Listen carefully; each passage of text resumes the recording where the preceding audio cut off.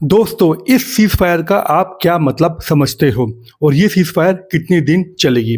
एक बात समझिए, इज़राइल और अमेरिका दोनों एक साथ मिल कर के इस लड़ाई को लड़ रहे थे, लेकिन दोनों के मकसद अलग-अलग थे।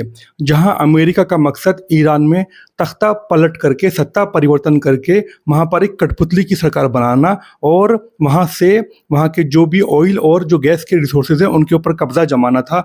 वहीं दूसरी तरफ इज़राइल का मकसद ग्रेटर इज़राइल बनाना है और उस ग्रेटर इज़राइल के रास्ते में कोई भी ताकतवर देश उसके आसपास नहीं होना चाहिए। इसीलिए इज़राइल ये चाहता था कि ईरान की सारी ताकत को ख़त्म कर दिया जाए, ताकि कल जब वो लेबनान के ऊपर हमला करे या लेबनान के ऊपर पूरे का पूरा कब्ज़ा कर ले, तो उसको कोई रोकने वाला ना हो।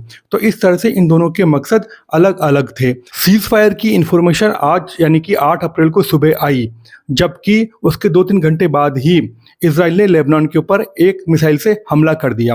तो इज़राइल ये पहले ही साफ़ कर चुका है कि जो सीज़ फायर है, उस सीज़ फायर के अंदर लेबनान शामिल नहीं है।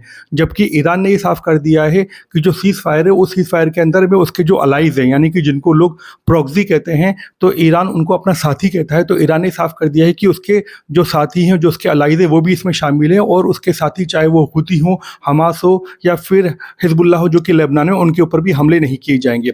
तो अब जो ईरान 10 शर्तें लेकर के आ रहा है, उस 10 शर्तों में भी ये बात शामिल है कि उसके साथियों के ऊपर भी हमले नहीं किए जाएँगे। तो अब जो पेच अटकेगा, वो पेच लेबनान को लेकर के अटक सकता है। तो 10 तारीख को अब जब इनकी मीटिंग होगी और ये अपनी शर्तें वहाँ पर टेबल पे रखेंगे, तो ये देखना होगा कि कौन-कौन सी शर्त वहाँ पर कबूल की जाती है और क्या लेबनान का पेच वाक़ई में अटक जाता है और इस पूरे के पूरे सीज़ फायर को फ़ेल कर देता है या नहीं। लेटेस्ट न्यूज़ जानने के लिए हमारे चैनल के साथ बने रहिए। Thank you.